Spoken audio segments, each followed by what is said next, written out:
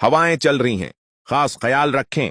उड़ते हुए शापिर किसी और के घर न पहुंचने पाए, वड़ी ईदार ही है।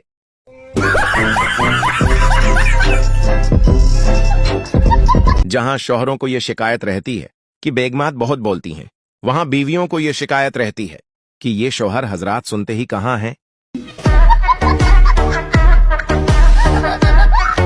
आयशा ने उम्मी से कहा, जंग लग रही है। आगे से उम्मी ने जवाब दिया कि अल्लाह करे पहला बम्ब तेरे मोबाइल ते वजह उससे जान छुट्टे तो अच्छे तरीके से बर्तन धुएगी।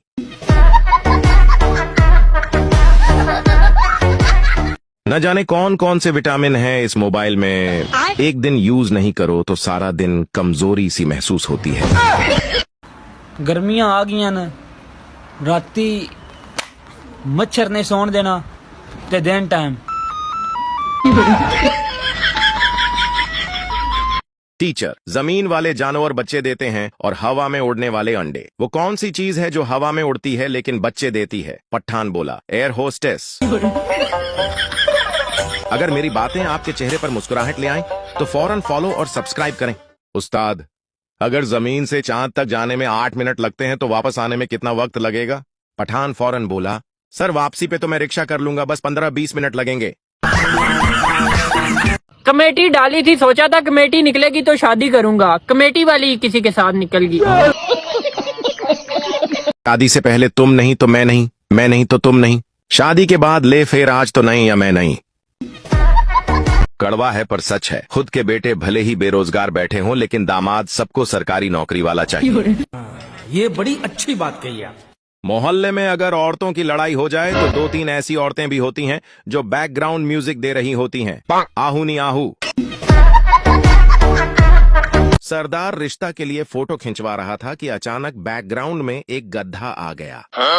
सरदार जी ने फोटो के साथ रिश्तेदारों को एक नोट भी भेजा, हम आगे वाले हैं। कोई नुस्खा न दवा देते हैं, चाय से परहेज बता देते हैं। इस अहद की तबीब है, दीवाने इलाज खुद को नहीं आता और इल्जाम मेरी प्यारी चाय पर लगा देते हैं। अगर लड़कियों के पास अलादीन का चिराग होता तो कसम से जिन अभी बर्तन धो रहा होता। डॉक्टर ने जख्मी पठान भाई से कहा, अब तो आप खतरे से बाहर हो, फिर भी इतना डर क्यों रहे हो? पठान भाई ने बोला, डॉक्टर साहब जिस ट्रक से मेरा एक्सीडेंट हुआ था उस पर लिखा था जिंदगी रही तो फिर मिलेंगे। आज से जानों की तलाश खत्म, जानवर की तलाश शुरू। वड्डी ईद आ रही है।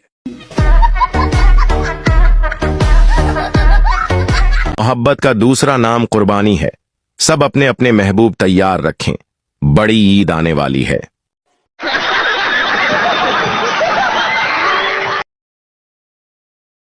एक आदमी ने अपने डॉक्टर दोस्त से पूछा, तुम जिस मरीज को भी देखते हो सबसे पहले यही पूछते हो कि रात को तुमने किया खाया था, इसकी क्या वजह है?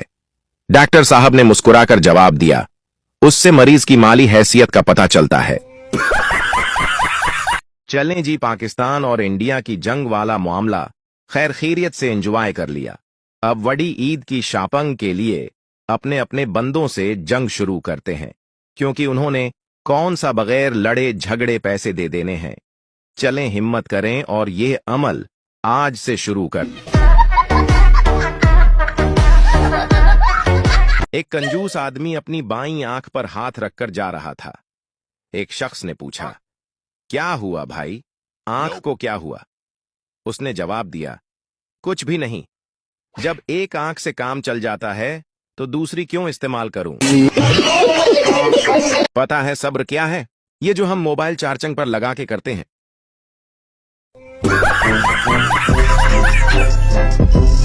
बीवी ने नई सिम खरीदी और सोचा कि पति को सरप्राइज दूंगी।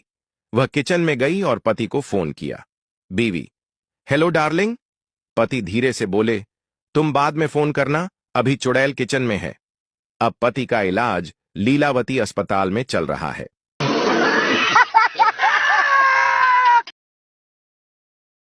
पाकिस्तानी मर्दों के दिल इतने बड़े होते हैं, अगर उनमें सारी दुनिया की औरतें समा जाएं, फिर भी उनके दिल में 70 होरों की गंजाइश रहेगी। पाकिस्तानी अवाम बिफोर ईद ये ईद कब आएगी ड्यूरिंग ईद? क्या बोरंग ईद है यार, आफ्टर आइड इतनी जल्दी गुजर गई ईद, पता भी नहीं चला। पाकिस्तानी बच्चा मां से सख्त मार खाने के बाद भागकर अपने पापा के पास जाकर कहता है, आप कभी भारत गए हो? पापा, नहीं। तो बच्चा, कभी अफगानिस्तान गए हो? पापा, नहीं, कभी नहीं। बच्चा, तो फिर ये आतंकवादी को तुम कहां से उठाकर लाए हो?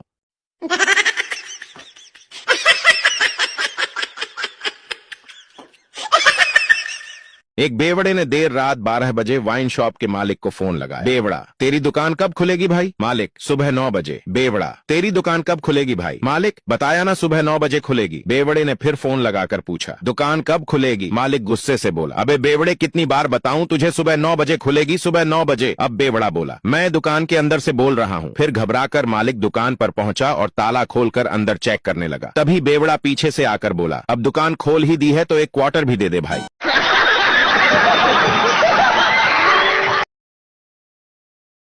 एक बार एक कोर्ट में एक गवाह बहुत लंबे लंबे बयान दे रहा था। सरकारी वकील यह सब सुनकर नाराज हो गया और गवाह से बोला, इतना अधिक बोलने की जरूरत नहीं है, तुमसे जो पूछा जाए उसका जवाब केवल हां या ना में ही दो तो तुम्हारे लिए अच्छा रहेगा। गवाह बोला, हुजूर, हर सवाल का जवाब हां या ना में नहीं दिया जा सकता। वकील बोला, बिल्कुल दिया जा सकता है, तुम मुझसे कोई भी सवाल पूछो, मैं हां या ना में जवाब देकर दिखाता हूं। गवाह बोला, ठीक है हुजूर, आपकी जिद है तो मैं आपसे एक सवाल पूछता हूं, आप सिर्फ हां या ना में ही जवाब दीजिएगा। वकील बोला, पूछो। अब ध्यान से सुनना भाई। गवाह बोला, आपकी बीवी ने आपको पीटना छोड़ दिया या नहीं?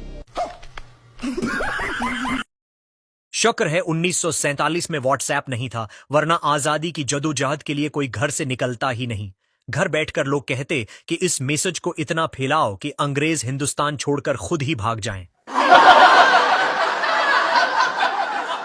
एक आदमी अपने पत्नी को मॉल में लेकर साड़ी लेने गया। पत्नी कहीं इधर उधर खो गई। पति मॉल में थोड़ी दूर यहाँ वहाँ खोजने के बाद वह एक खूबसूरत सेल्स गर्ल के पास पहुंचा और बोला, क्या आप 5 मिनट मेरे पास खड़ी रहकर मुझसे बातें कर सकती हैं? सेल्स गर्ल बोली, क्यों, इससे आपको क्या फायदा होगा? आदमी बोला, दरअसल मेरी पत्नी यहीं कहीं गुम हो गई है और मुझे दिख नहीं रही। जैसे ही वह मुझे आपसे बातें करते हुए देखेगी, सीधी बंदूक की गोली की तरह यहाँ चली आएगी। उस्ताद ने शागिर्द से पूछा, जिस आदमी को सुनाई ना दे इसको इंग्लिश में क्या कहेंगे? सरदार। शागिर्द, जनाब, उसको जो मर्जी कह दें, इसको कौन सा सुनाई देगा? स्कूल के टीचर ने बच्चे की तालीमी रिपोर्ट लिखते हुए वालिद साहब को बताया कि आपके बच्चे के जिस्म से बदबू आती है, जरा सफाई पर ध्यान रखिए। बच्चे के वालिद ने स्कूल की रिपोर्ट पर तबस्सुरा करते हुए लिखा, आपका काम बच्चों को पढ़ाना है, सौंघना नहीं। जिन लड़कियों के सीधे बाल होते हैं वो उनका कर्ल्स करना चाहती हैं, और जिनके कुदरती कर्ल्स हों वो सीधे बाल चाहती हैं। और उसके मुकाबले में मर्द बहुत सादा हैं, वो चाहता है कैसे भी बाल हों मगर सर पर टोके रहें। पठान हवाई जहाज में बैठा था। पायलट ने ऐलान किया, हम 30,000 फुट की बुलंदी पर है। पठान परेशान होकर बोला, अल्लाह खैर करे, नीचे उतरने के लिए सीढ़ियां भी होंगी या छलांग लगानी पड़ेगी। ट्रेन में एक मच्छर एक चाइनीज के सर पर बैठ गया। चाइनीज उसको पकड़कर खा गया। फिर एक मच्छर एक शेख के सर पर बैठ गया। वो मच्छर को पकड़कर चाइनीज की तरफ करके बोला, खरीदेगा क्या? एक मौलवी जमा के दिन खिताब कर रहा था कि मेकअप करना नाजायज है, गुनाह है, इसलिए अपने घर की औरतों को मेकअप से रोको। एक आदमी खड़ा हुआ और बोला, मौलवी साहब, आपकी बीवी भी तो मेकअप करती है। मौलवी बोला, फिर उसनो फापदावीते है ना। एक पठान ने 500 का नोट बनाया और कायदे आजम की टोपी बनाना भूल गया। जब दुकानदार के पास गया तो दुकानदार ने देखा और बोला, कायदे आजम की टोपी नहीं है। पठान बोला, ये कायदे आजम की गर्मियों की तस्वीर है। आयशा को पुलिस स्टेशन से फोन आया, इंस्पेक्टर। हेलो आयशा, कौन हो तुम? इंस्पेक्टर, मेरी बात तो सुनो। आयशा, मुझे कुछ नहीं सुनना, मैं शादीशुदा हूं और मेरे पास बहुत अच्छा शौहर है। इंस्पेक्टर गुस्से में बोला, और तुम्हारा अच्छा शौहर हमारे पास ही है। मैं सिटी थाने से बोल रहा हूं, अपने शौहर को आकर ले जाओ, लड़की को छेड़ते हुए पकड़ा गया है। आई बड़ी प्यारे शौहर वाली।